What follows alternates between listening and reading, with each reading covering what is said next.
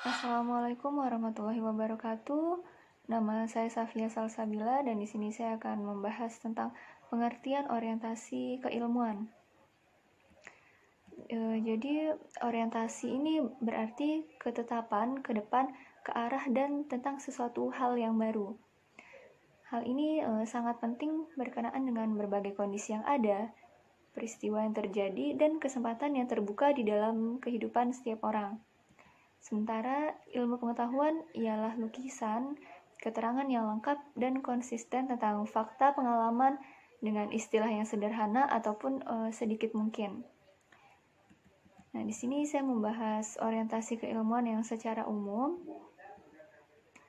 Orientasi keilmuan berarti pengetahuan tentang objek-objek yang hadir atau yang mengada. Mengapa gitu dikatakan sebagai orientasi? Karena ia merupakan proses yang terus-menerus terjadi tanpa adanya akhir.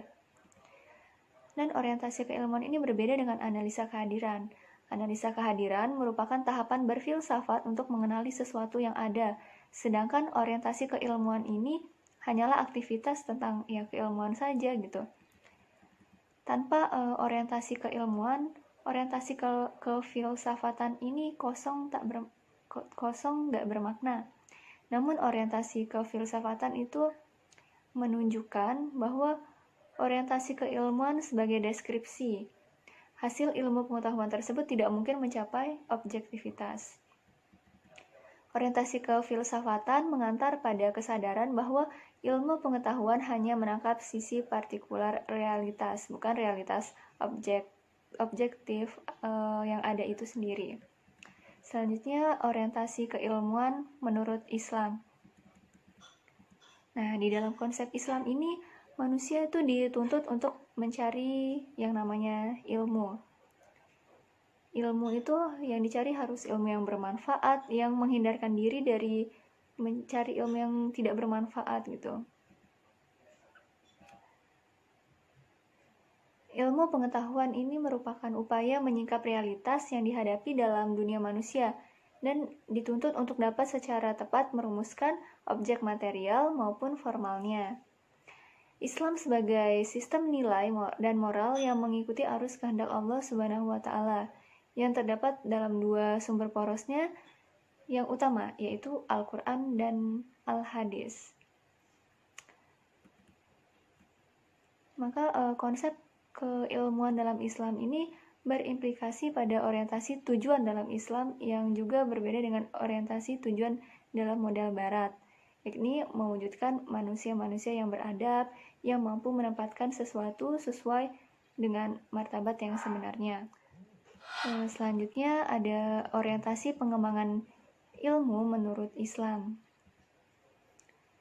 Setiap Muslim wajib sekali mencari dan mengembangkan ilmu itu. Nah, ilmu yang dikembangkan pada prinsipnya adalah ilmu yang bermanfaat bagi kehidupan manusia. Dan dibagi dua, yaitu meliputi ilmu tanziliyah dan ilmu kauniyah.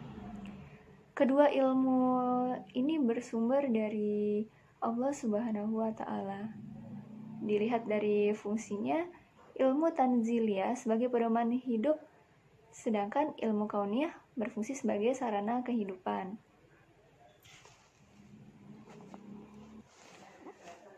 Dengan ilmu tanziliyah ini, manusia akan mengetahui tentang halal dan haram, serta tentang benar dan salah dan baik dan buruk, visi dan misi hidup manusia, dan tujuan hidup manusia itu sendiri.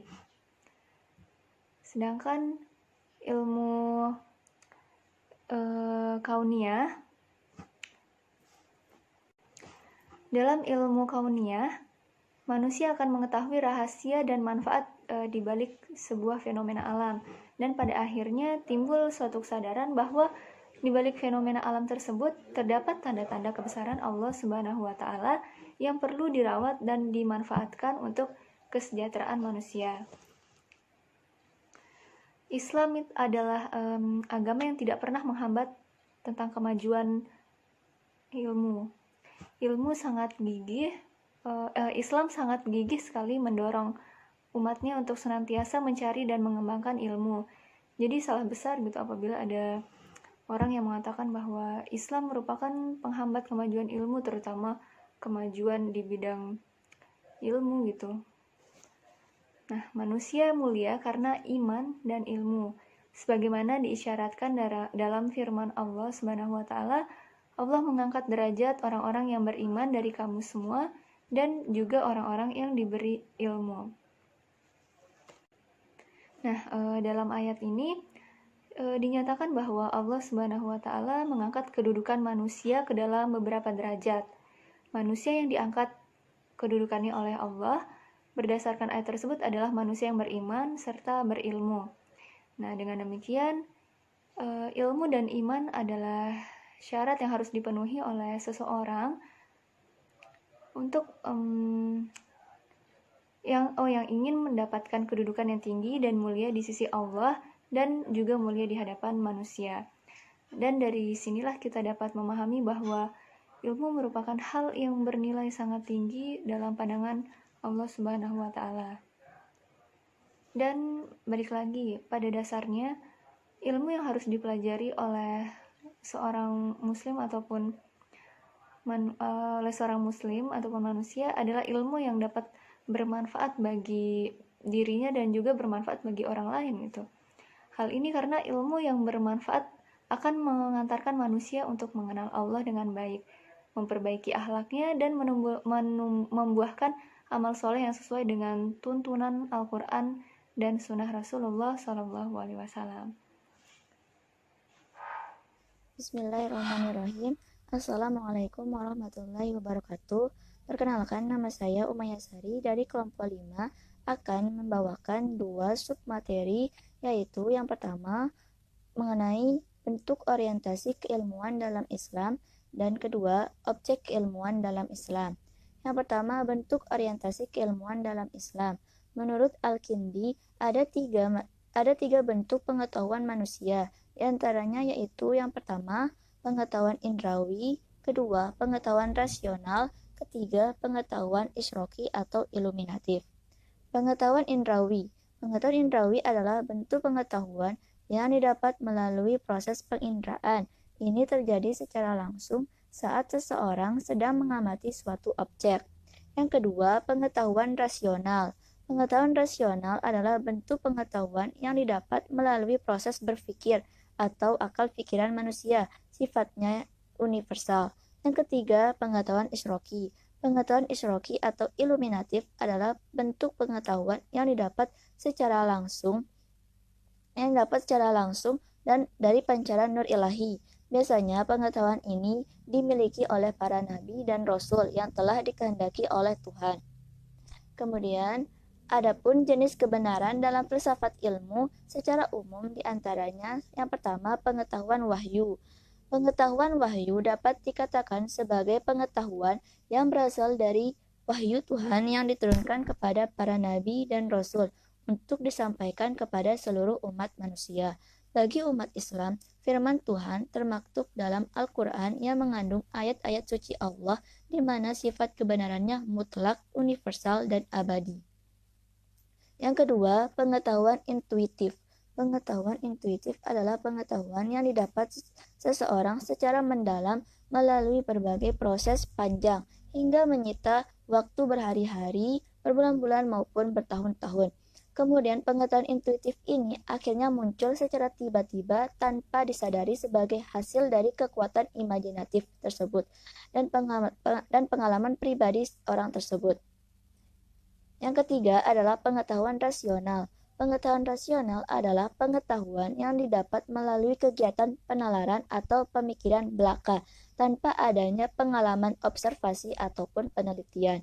Pengetahuan ini masih bersifat abstrak. Yang keempat adalah pengetahuan empiris. Pengetahuan empiris adalah pengetahuan yang dapat dibuktikan oleh panca indera. Jadi pengetahuan empiris ini didapat melalui hasil observasi menggunakan panca indera, sehingga pengetahuan ini terbentuk melalui fakta-fakta yang diterima oleh panca indera. Kemudian yang kelima, pengetahuan otoritatif. Pengetahuan otoritatif adalah pengetahuan yang didapat karena kebenarannya sudah dipertanggungjawabkan oleh pihak-pihak yang berwenang atau yang mempunyai keotoritarian dalam bidangnya. Kemudian submateri kedua yaitu objek ilmuwan dalam Islam. Adapun tiga objek ilmuwan yang umum dalam Islam, yakni yang pertama Tuhan, kedua alam semesta, ketiga manusia. Pertama Tuhan. Kajian mengenai Tuhan disebut dengan kajian teologi. Yang kedua alam semesta. Kajian mengenai alam semesta disebut dengan kajian kosmologi. Yang ketiga manusia. Kajian mengenai manusia disebut dengan kajian antropologi. Kemudian, para ilmuwan Islam juga turut menyumbangkan pikirannya untuk membagi objek kajian ini. Misalnya Al-Kindi. Al-Kindi membagi objek keilmuan dalam Islam menjadi 3, yakni ilmu fisika, yaitu menyangkut segala ilmu yang dapat ditangkap oleh panca indera. Yang kedua ilmu matematika, menyangkut ilmu yang terdiri dari ilmu hitung, astronomi, teknik, dan musik. Yang ketiga ilmu ketuhanan atau rububiyah, yang memiliki kedudukan paling tinggi dan tidak berkaitan dengan benda. Selain Al-Kindi, Ibnu Sina juga membagi objek keilmuan menjadi 3, yakni metafisika, fisika, dan matematika. Ibnu Sina berpendapat bahwa metafisika menempatkan kedudukan paling tinggi di antara objek keilmuan lainnya. Dapat disimpulkan bahwa orientasi keilmuan Islam tidak hanya terbatas mengenai objek kajian yang sifatnya fisik saja, namun juga mengenai hal-hal yang metafisik atau tidak dapat ditangkap oleh panca indera. Manusia dianugerahkan hati dan juga diberikan bimbingan wahyu agar dapat menerima fenomena-fenomena metafisik tersebut. Sekian presentasi saya. Terima kasih. Maaf atas segala kekurangannya. Sekian. Wassalamualaikum warahmatullahi wabarakatuh. Assalamualaikum warahmatullahi wabarakatuh. Di sini saya akan menjelaskan mengenai konsep ilmu menurut Islam. Manusia dengan makhluk lainnya adalah makhluk yang diciptakan oleh Tuhan dan diberikan beberapa kelebihan. Manusia dan hewan merupakan salah satu makhluk yang diberikan kelebihan oleh Tuhan. Terdapat beberapa hal yang membedakan manusia dengan hewan. Perbedaan tersebut dapat kita lihat dari banyak dimensi. Menurut Somyatun, beberapa dimensi tersebut meliputi dimensi kesadaran, pengetahuan, dan tujuan mereka untuk hidup, khususnya pada dimensi ilmu. Hewan tidak memiliki kemampuan melampaui batasan internal dan eksternal dirinya sendiri mengenai kesadaran ilmu. Adapun jika terdapat hewan yang mampu melampaui batas atau memiliki kehebatan, ini terjadi bukan melalui pengetahuan, akan tetapi hanya karena adanya kesadaran naluri atau insting. Sedangkan manusia diberikan kelebihan berupa akal pikiran serta agama, di mana dengan akal pikiran manusia dapat mampu mengambil dan membuat keputusan, ketimbang hewan yang tidak mampu mengambil keputusan seperti yang dilakukan manusia. Hal ini disebabkan karena hewan tidak memiliki akal pikiran. Sejak awal, Islam telah menjunjung tinggi ilmu pengetahuan. Hal ini dapat dilihat dari surah pertama yang diturunkan pertama kali, yaitu Al-Alaq. Dalam surah Al-Alaq, pada ayat pertamanya terdapat kata Iqra yang berarti bacalah. Ayat ini mengarahkan Nabi Muhammad SAW agar beliau berkomunikasi dengan Allah, dan beliau dengan nama Allah membaca ayat-ayat Al-Quran yang diterima melalui wahyu yang disampaikan oleh malaikat Jibril. Dengan begitu, dapat dipastikan bahwa Allah Subhanahu wa Ta'ala memuliakan atau menjunjung tinggi martabat manusia melalui baca. Artinya, dengan proses belajar mengajar itu, manusia dapat menguasai ilmu pengetahuan, dan dengan ilmu pengetahuan ini, manusia dapat mengetahui rahasia alam semesta yang sangat bermanfaat bagi kesejahteraan hidupnya. Ilmu sendiri menurut Islam, di mana ilmu secara etimologi berasal dari bahasa Arab, yaitu dari kata alima yang berarti tahu. Ilmu dalam bahasa Arab dilafalkan dengan istilah al-ilim dan al-ma'rifah. Namun, kalau dirujuk ke pandangan Islam, mengacu pada Asmaul Husna, nama-nama yang baik bagi Allah adalah al-alim, al-alim, dan al-alam, yang semuanya bermakna maha mengetahui. Dalam perspektif Islam, ilmu merupakan pengetahuan mendalam hasil usaha yang sungguh-sungguh atau ijtihad dari para ilmuwan muslim atau ulama atas persoalan-persoalan duniawi dan ukhrawi dengan bersumber kepada Allah Subhanahu wa taala. Namun, seiringnya berjalannya waktu, hegemoni dan kolonialisme menyebabkan umat lebih cenderung meniru dan mengadopsi konsep ilmu pengetahuan barat secara buta. Menurut Muhammad Qasim, terdapat dua problema besar yang sedang dihadapi oleh umat muslim di era modern ini, yang dikarenakan adanya dunia barat sebagai penguasa ilmu pengetahuan dan teknologi. Ini yang pertama, rendahnya etos keilmuan yang menjadikan masyarakat terisolir dari dunia keilmuan global, dan problema yang kedua, munculnya dunia barat sebagai penguasa ilmu pengetahuan dan teknologi membawa persoalan serius karena pengembangan ilmu dan teknologi di barat yang bercorak sekuler sehingga memunculkan ekses negatif seperti sekularisme, materialisme, hedonisme, individualisme, konsumerisme, rusaknya tatanan keluarga, pergaulan bebas, dan penyalahgunaan obat terlarang. Maka dengan begitu dapat dikatakan bahwa sebenarnya ilmu pengetahuan juga sangat penting dalam Islam, dan terdapat berbagai ilmu pengetahuan yang memang merupakan hasil dari kontribusi dari ilmuwan-ilmuwan Islam. Kemudian sumber-sumber ilmu menurut Islam. Terdapat dua sumber utama manusia dalam memperoleh ilmu, yaitu sumber ilahi dan manusiawi. Namun, yang harus diingat adalah kedua sumber ilmu ini sebenarnya berasal dari Allah Subhanahu wa taala yang telah menciptakan dunia dan alam semesta serta isinya yang ada saat ini.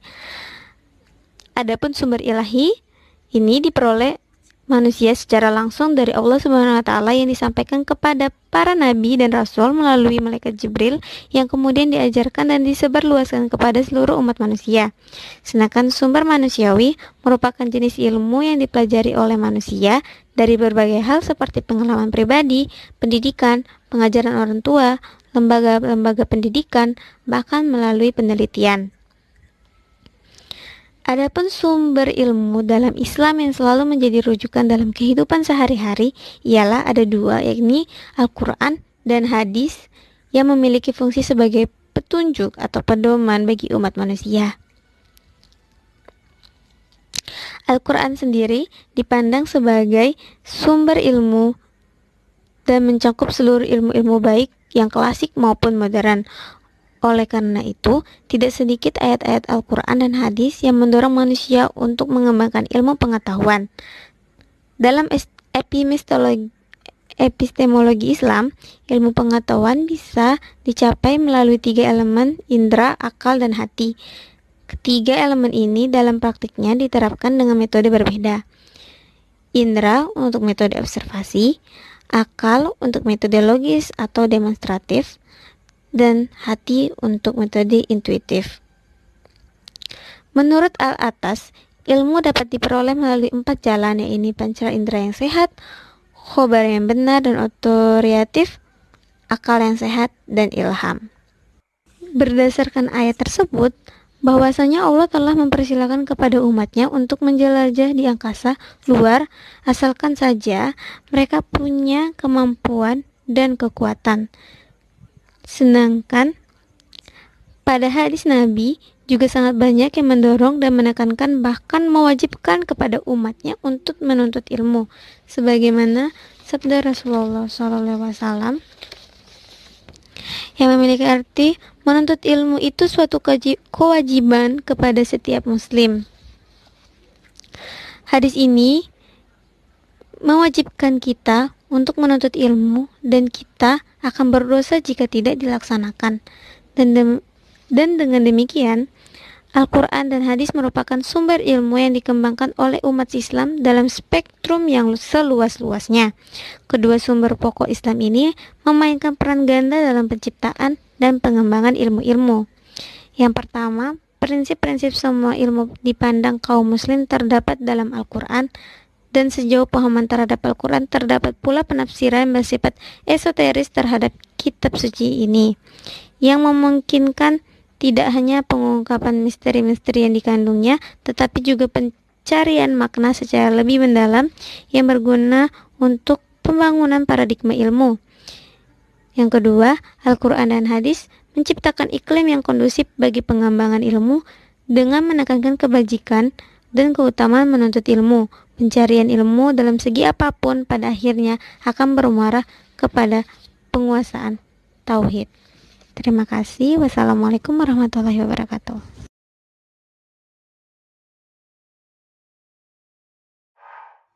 Oke, bismillahirrahmanirrahim. Assalamualaikum warahmatullahi wabarakatuh. Perkenalkan, saya Pramudito, saya berasal dari kelompok 5, dan saat ini saya akan melanjutkan presentasi dari kelompok 5 kaitannya tentang orientasi dan juga konsep keilmuan dalam Islam yang sebelumnya sudah dijelaskan oleh Safia, Umaya, dan juga Risa.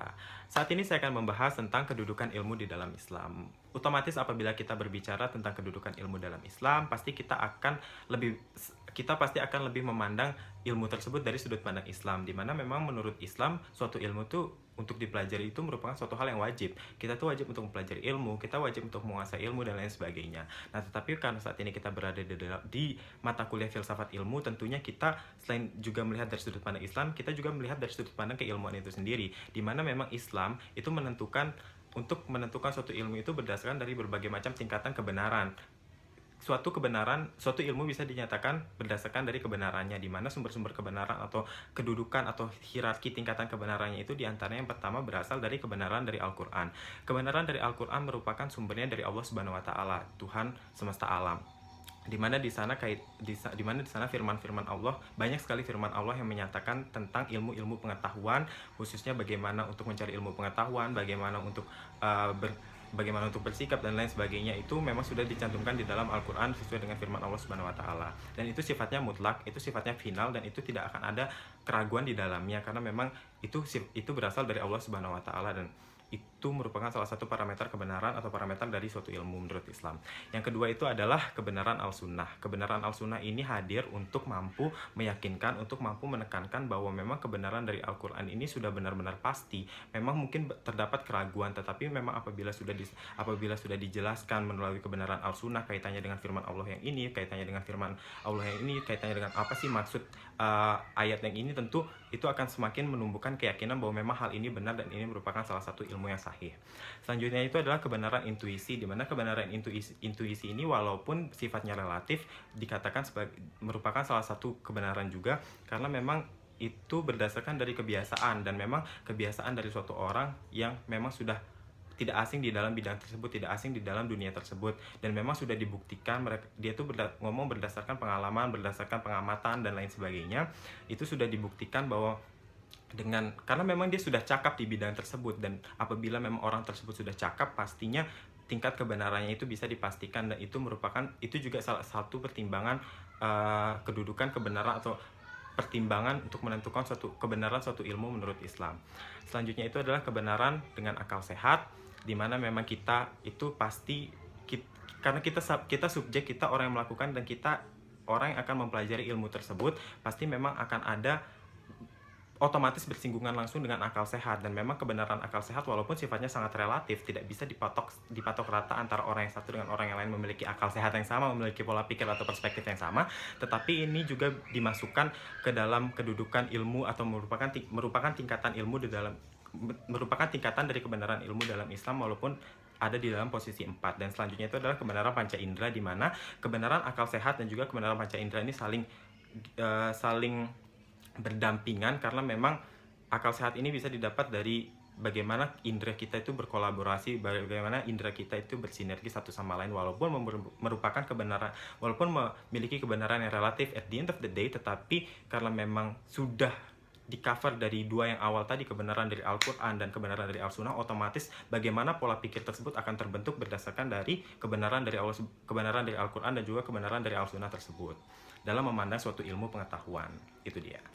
Selanjutnya itu adalah bab kaitannya tentang perbandingan konsep pengetahuan Islam dengan Barat. Konsep pengetahuan Islam dengan Barat, kenapa sih dibandingkan dengan Barat? Karena memang saat ini yang mapan itu memang konsep-konsep pengetahuan dari Barat, dan memang bukan Islam berarti tidak mapan ya, tetapi karena memang yang Barat ini bisa kita katakan lebih dulu dan juga lebih sering di-up mungkin ya kaitannya dengan itu. Jadi memang kita bandingkan dengan Barat, dan secara tidak langsung juga memang di sini terdapat perbedaan yang sangat signifikan dalam menentukan konsep pengetahuan Islam dan Barat itu sendiri, di mana konsep pengetahuan Barat itu lebih menekankan kepada fakta-fakta empiris atau fakta yang berasal dari pengamatan, fakta yang berasal dari pengalaman, fakta yang berasal dari penelitian, dan itu semua bisa dilihat, bisa dipastikan atau sudah ada orang yang melakukan itu. Jadi mereka sangat percayalah kaitannya dengan itu, dan juga berdasarkan dari gagasan rasional atau berdasarkan dari akal sehat.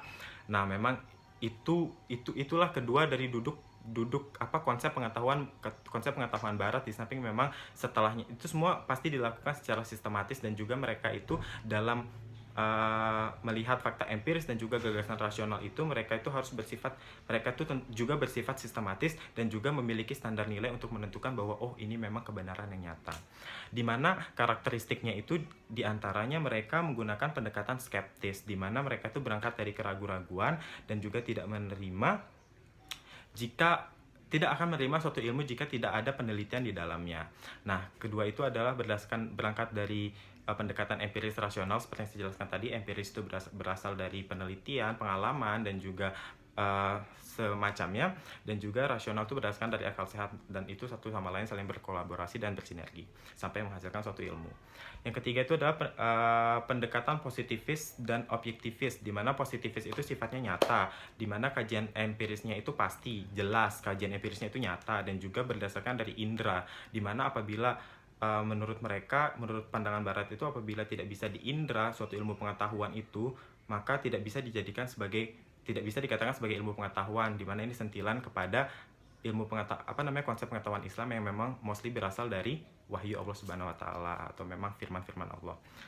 Dan yang terakhir itu adalah objektif, di mana objektif itu maksudnya adalah sesuai fakta. Jadi mereka meneliti, mendapatkan faktanya, ya itulah yang memang menurut mereka ilmu. Mereka melakukan semuanya itu secara sistematis.